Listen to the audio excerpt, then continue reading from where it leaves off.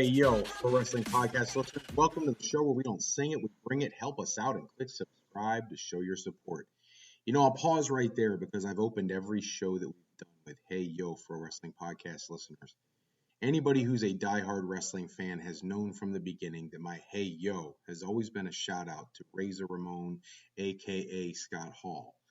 Scott Hall tragically passing away at the age of 63 from after effects, 3 heart attacks after hip surgery, just traumatic stuff.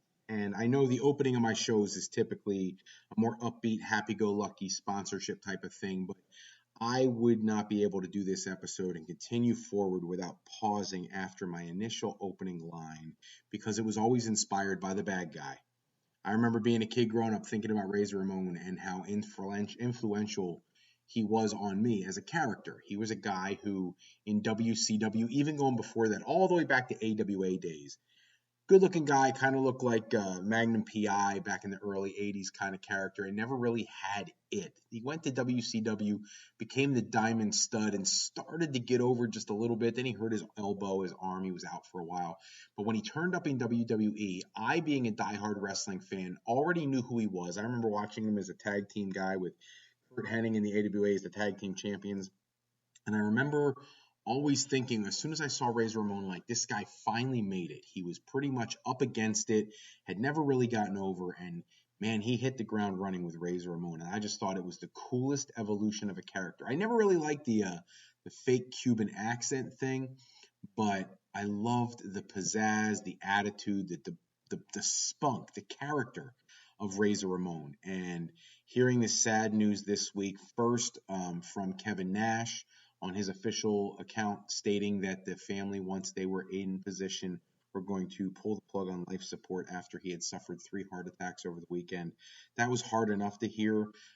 To be truthfully honest, hearing several hours later that he was pulled off and was still hanging on and still fighting, there's a little piece of me as a diehard fan of Scott Hall's. I was just like, come on, if there's ever a guy that I just want to see pull off this miracle, I really wanted to have it happen. When I got the news that he had passed, it was devastating. We've lost a lot of incredible talents over the years, and I am in no way, shape, or form trying to degrade the effect or contributions of anybody else who has ever been lost in the world of professional wrestling. But me, on a personal level, this one hurt quite a bit. My love for wrestling kind of took a dip in the cartoonish era of WWE, and WCW really wasn't doing a whole lot. You know, I was a huge fan of Sting and people like that in WCW. But then Scott Hall, Bret Hart, some of those guys, I won't even say Attitude Era, almost pre-Attitude Era, the Diesels, the Shawn Michaels, the guys who could really just start to go, really started to make it important for me. And when he jumped over to WCW and became himself, Scott Hall, with Kevin Nash, that was something on a level that I never could have expected as a wrestling fan. It was real, it was fresh, it was awesome. And I was a huge fan from the minute that happened. I will be honest, and I can concede the fact that somebody gave me a hard time about this. I always wanted an Outsiders t-shirt, and I could never afford one when they were out, when they were first out in WCW. I was a teenager at the time. I couldn't afford one. You know, t-shirts back then were like $20, $25, and I was always flat broke. And I never got around to getting an Outsiders t-shirt. And what I really always wanted in my life was to get an Outsiders t-shirt with one of those silver glitter Sharpie markers. And I wanted to get it autographed by Scott Hall and Kevin Nash, because the Outsiders were about as exciting a thing. I know a lot of people love the NWO and all that kind of stuff. And I'm not saying I didn't enjoy the initial run of the NWO. But nothing to me was as engaging as watching the Outsiders, because I felt like they had everything I wanted in professional wrestling. So hearing of Scott Hall's passing, everybody who is associated with Scott Hall in any way, shape, or form, whether it's family, friends, other talents that had the privilege of working with him, all the way down to those who've paid attention to my show for an extended period of time, know I'm a huge proponent of independent wrestling, and there's an organization here near where I live in Hatfield, Pennsylvania, known as the Worldwide Wrestling Alliance, or 3WA. Even their owner, Dino Santa, who's a wonderful guy, put online today a picture that he took with himself, one of the other bookers for the promotion, and Scott Hall. It was just tough to see that, because I know Just what a great guy he was to so many people. So, rest in peace, well wishes and prayers to the family and friends, and everything else that you could possibly say. Like, it doesn't matter what anybody says. There's no words to describe the impact that Skull Hall has had on the world of wrestling. That being said, we're going to jump into our regular shtick. For those people who, of course, I have to put in my plug, are you sick and tired of dropping $60 to $100 for the latest and greatest wrestling video game? Stop immediately. Go to Wrestler Unstoppable, available exclusively through Facebook. Create a wrestler, sign contracts, get involved in storylines, headline pay-per-views, even build your own corporation, all included in Wrestler Unstoppable, available now to all Facebook users totally free. If you want to become a member of the Pro Wrestling Podcast family, you want your name in the shout-outs like my buddy John out there in Texas, then pop over to our Patreon page, patreon.com/Pro Wrestling Podcast, and donate today. $15 a month contributors can co-host a live episode with myself. $7.50 a month contributors, you can be entered into a drawing to also co-host an episode of a live show. Hello, everybody. Welcome to this episode of the Pro Wrestling Podcast. If you've got questions, comments, concerns, something you want us to talk about or touch on in the future episode, call into the Pro Wrestling Sound Off line at 267-642-1160. It's a talk-to-text service. You talk it, it'll text it to me, and we'll try to get to as many questions, comments, or whatnot in future episodes. Don't forget, head over to the homepage of the Pro Wrestling Podcast by going to prowrestling.com, and everything about the show is located there. Getting into the news of the day beyond the sad and somber stuff that we've already spoke about, there's just so much to talk about. And this week, it's been a tough one. In addition to what we've already gone over, Big E, obviously everybody knows now Big E broke his neck at SmackDown. I shouldn't say that. Big E didn't break his neck. Ridge Holland broke Big E's neck. I don't fault Ridge Holland. He's a young guy performing a move that they were planning to do. I wish things had gone a little bit better. I'm sure Ridge Holland feels horrible. That is what it is. Accidents do happen, and that's kind of the temperament people are taking, from my understanding, backstage in WWE. The frustration here is that Big E waited so long to get his spot, and then he was given the WWE Championship, and it was just not for a long enough period of time. He deserved more. After all the time he's put in, he deserved more. Then you go and put him back with the New Day, switch him over to SmackDown, pretty much move him out of the championship picture altogether. And, he's just such a good guy. I mean, you don't want to see bad things happen to anybody. This happens, and now his C1 and C6 vertebrae were the ones that were fractured. The C6 is they were saying is like a compression thing, but the C1 is the concerning one. The athletic trainer guy for the former athletic trainer guy for the San Diego Chargers was actually saying that the C1 is the concern. That's usually the one that you either die or are paralyzed immediately when you break it. And he also said that those don't typically heal completely afterwards. So you have to wonder what impact this is going to have on Big E's future in the business. I'm praying to all the wrestling gods that there is not a situation here where Big E is going to be forced to retire early, because what a freaking loss that would be. And just too much in 1 week. It really is. Touch real quickly on Candice LeRae. That's a name we haven't said for quite a while. She's been out giving birth to she and Johnny Gargano's first child, who came earlier this year. Her contract is set to expire in the spring, but it's really interesting. WWE never froze the contract. Usually they could do this thing where they freeze it and then they extend it whenever they get medically cleared and come back or whatnot. They haven't done any of that. And there's also been no talk of a contract extension, but they're both out from WWE on good terms. And clearly WWE would love to have both of them back. And it was also noted that, I believe, what was it? I'm drawing a blank right now on the source. Fightful Select noted that WWE officials didn't want to concern Candice LeRae with contract extension talks while she was recovering from pregnancy. So it's a nice courtesy thing. I'm still hoping that both return to WWE. This NXT 2.0 reboot it's all right, but it's nowhere near what the original NXT was.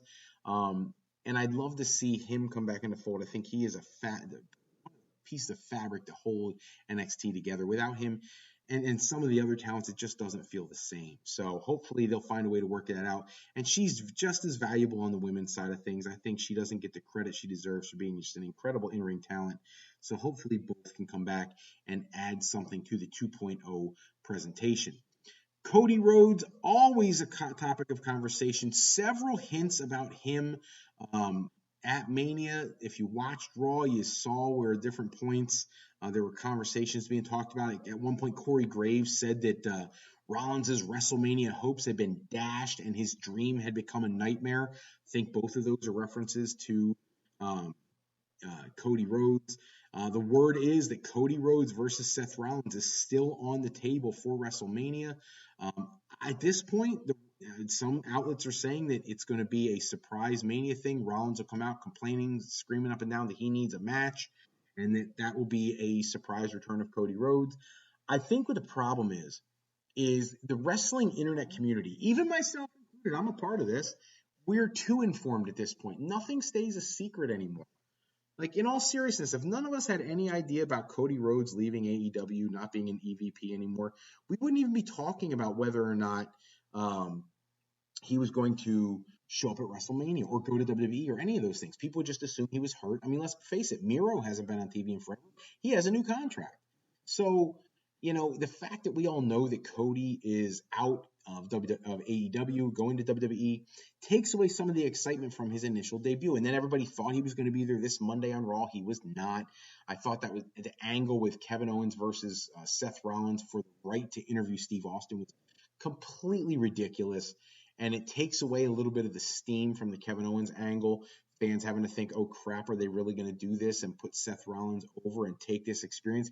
Do we really want to see Seth Rollins versus Stone Cold Steve Austin or anything like that? Or do we just want to stick with the Kevin Owens thing? I think people are more invested in the Kevin Owens thing. He's taken all the requisite time to build up some heat with the Texas crowd and stuff.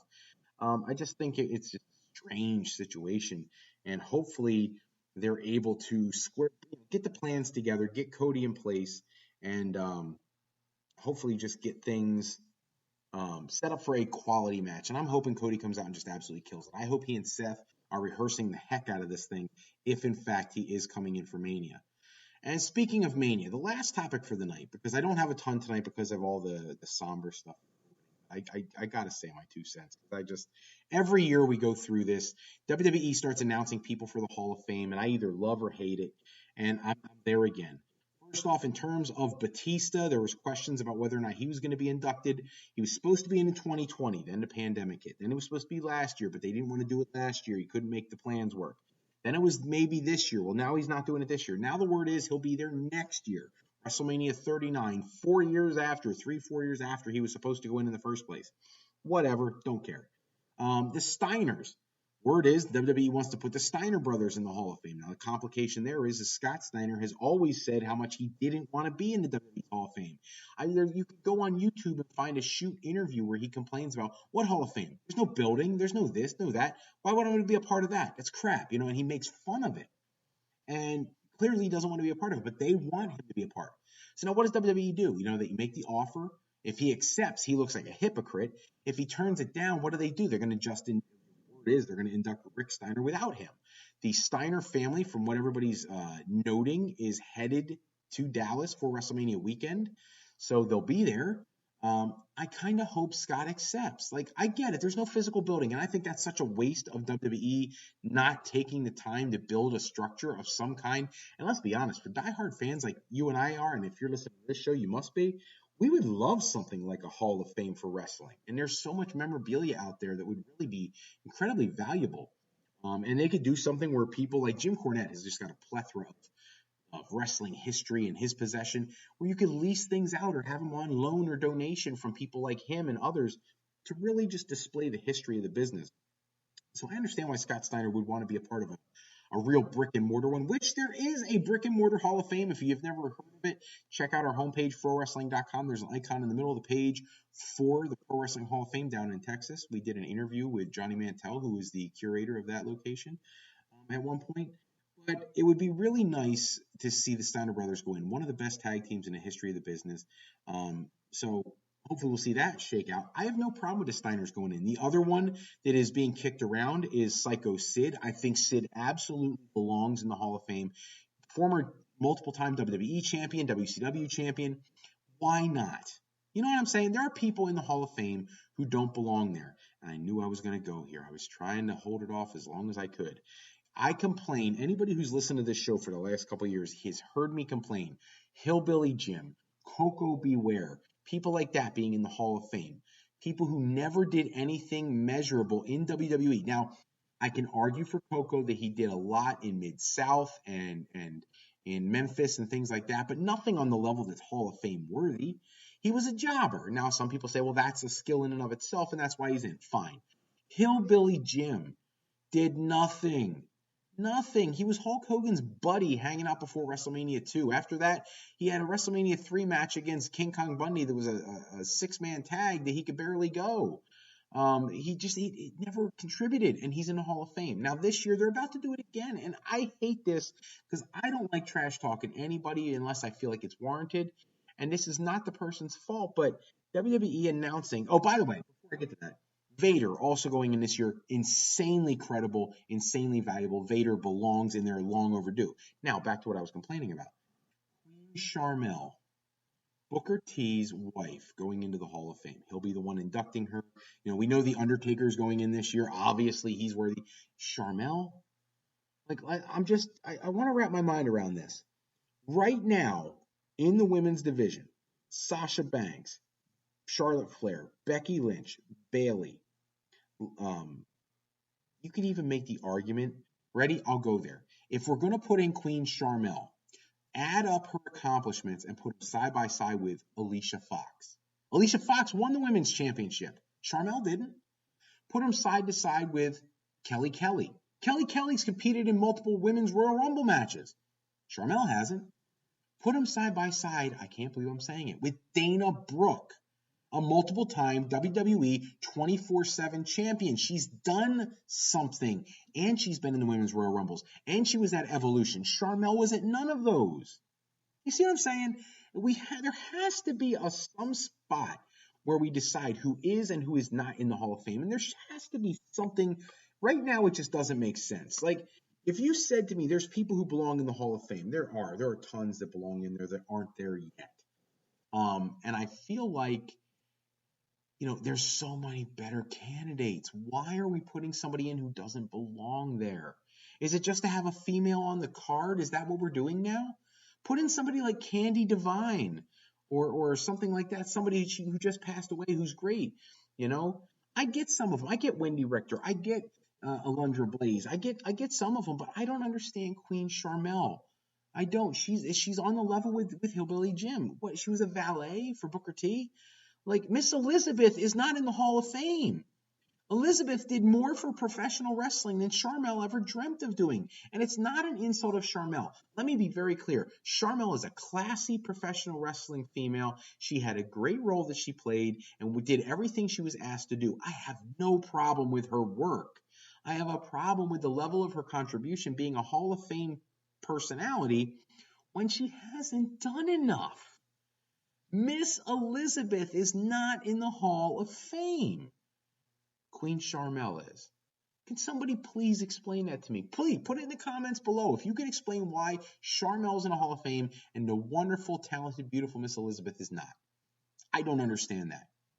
If you can explain to me why Hillbilly Jim is in the Hall of Fame, but people like Wildfire Tommy Rich or Hot Stuff Eddie Gilbert or, gosh, the freaking Brooklyn Brawler should be in the Hall of Fame before Hillbilly Jim. If we're going to put Coco Beware in there as a jobber, the Brooklyn Brawler has been squashed by everybody known to man. He belongs in the Hall of Fame. Like, it's mind-boggling to me where they get their plans from and how they pick who does what, where, why, and how. It just doesn't make sense to me. And that's the kind of stuff I just can't wrap my head around. I mean, maybe it's just me. Maybe I'm partial. Maybe I'm just not seeing the bigger picture. Maybe there's something about Sharmell that was a draw that I was never aware of.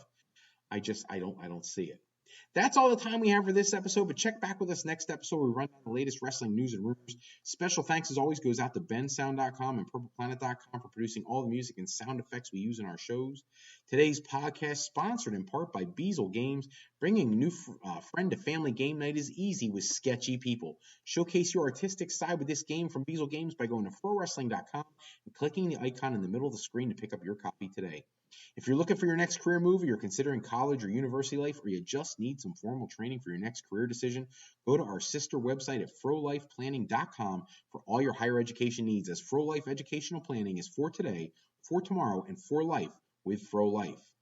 I'm Fred Froelich, better known as Mr. Fro, actually now more often referred to as Dr. Fro. I want to thank you for taking a few moments with us today, and until next time, take care, everyone. Have a great night, and for one more time, the Scott Hall thing, our prayers out to the Scott Hall family.